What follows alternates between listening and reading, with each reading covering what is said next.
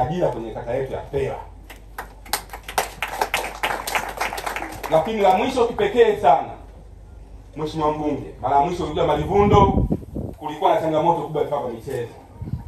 Mara mimi tuliwasiliana wewe, ukaniambia Mheshimiwa Diwani, mtafanya jambo kwa ajili ya Nyembele na kwa ajili ya Malivundo.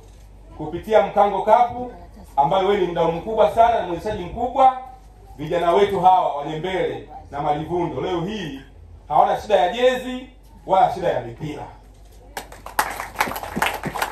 Sisi wewe mbunge wetu na Mheshimiwa Waziri, tunachokiomba shughulika na yale makubwa zaidi ambayo mimi Mheshimiwa Diwani na wenzangu kwenye halmashauri yatakuwa yanatushinda. Kwa mfano hilo la VETA, mimi nimefungwa mikono.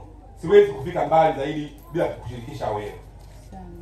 Lakini la pili ni hilo swala la kiwanda.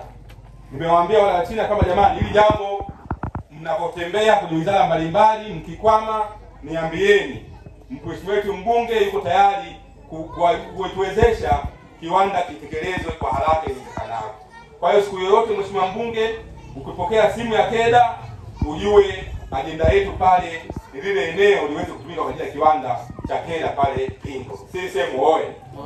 Basi niseme tu, ikao sio cha kwangu, naomba niishie hapa. Asanteni sana.